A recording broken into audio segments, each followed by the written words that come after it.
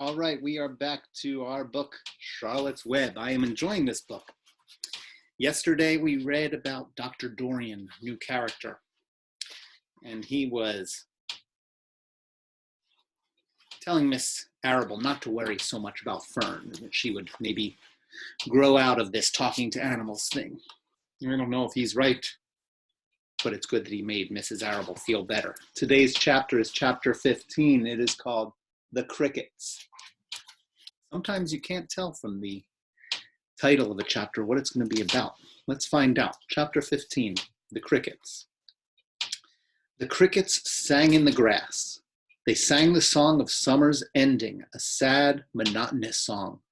Summer is over and gone, they sang, over and gone, over and gone. Summer is dying, dying. The crickets felt it was their duty to warn everybody that summertime cannot last forever. Even on the most beautiful days in the whole year, the days when summer is changing into fall, the crickets spread the rumor of sadness and change. Everybody heard the song of the crickets. Avery and Fern Arable heard it as they walked the dusty road. They knew that school would soon begin again. The young geese heard it and knew that they would never be little goslings again. Charlotte heard it and knew that she hadn't much time left. Mrs. Zuckerman, at work in the kitchen, heard the crickets, and a sadness came over her too. Another summer gone, she sighed.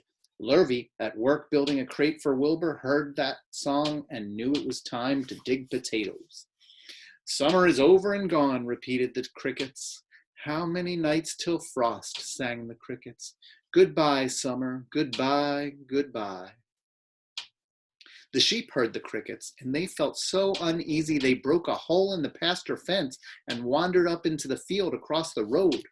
The gander discovered the hole and led his family through, and they walked to the orchard and ate the apples that were lying on the ground. A little maple tree in the swamp heard the cricket's song and turned bright red with anxiety.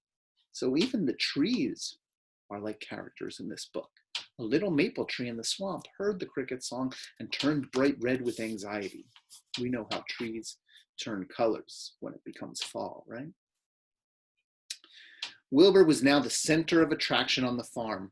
Good food and regular hours were showing results. Wilbur was a pig any man would be proud of. One day, more than 100 people came to stand at his yard and admire him. Charlotte had written the word radiant, and Wilbur really looked radiant as he stood in the golden sunlight. Ever since the spider had befriended him, he had done his best to live up to his reputation. When Charlotte's Web said some pig, Wilbur had tried hard to look like some pig. When Charlotte's Web said terrific, Wilbur had tried to look terrific. And now that the web said radiant, he did everything possible to make himself glow. It's not easy to look radiant, but Wilbur threw himself into it with a will. He would turn his head slightly and blink his long eyelashes. Then he would breathe deeply. When his audience grew bored, he would spring into the air and do a backflip with a half twist. At this, the crowd would yell and cheer. How's that for a pig? Mr. Zuckerman would ask, well pleased with himself. That pig is radiant. Some of Wilbur's friends in the barn worried for fear all this attention would go to his head and make him stuck up. But it never did. Wilbur was modest. Fame did not spoil him. He still worried some about the future, as he could hardly believe that a mere spider would be able to save his life. Sometimes at night he would have a bad dream. He would dream that men were coming to get him with knives and guns. But that was only a dream. In the daytime, Wilbur usually felt happy and confident.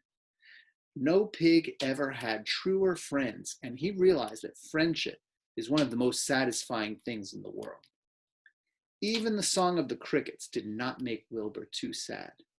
He knew it was almost time for the county fair, and he was looking forward to the trip. If he could distinguish himself at the fair and maybe win some prize money, he was sure Zuckerman would let him live. Charlotte had worries of her own, but she kept quiet about them. One morning, Wilbur asked her about the fair.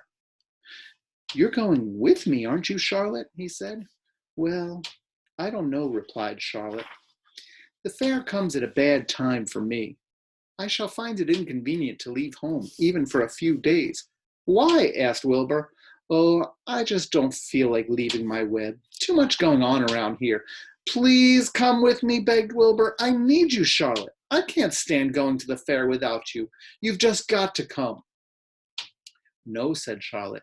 I believe I'd better stay home and see if I can't get some work done.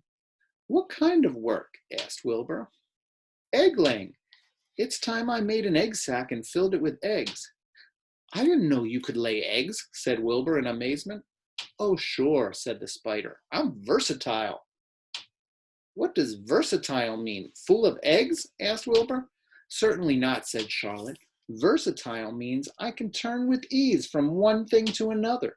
It means I don't have to limit my activities to spinning and trapping and stunts like that.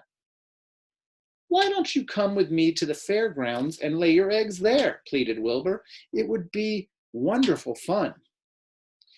Charlotte gave her web a twitch and moodily watched it sway. I'm afraid not, she said. You don't know the first thing about egg laying, Wilbur. I can't arrange my family duties to suit the management of the county fair. When I get ready to lay eggs, I have to lay eggs, fair or no fair.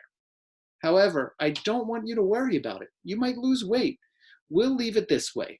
I'll come to the fair if I possibly can. Oh, good, said Wilbur. I knew you wouldn't forsake me just when I need you most.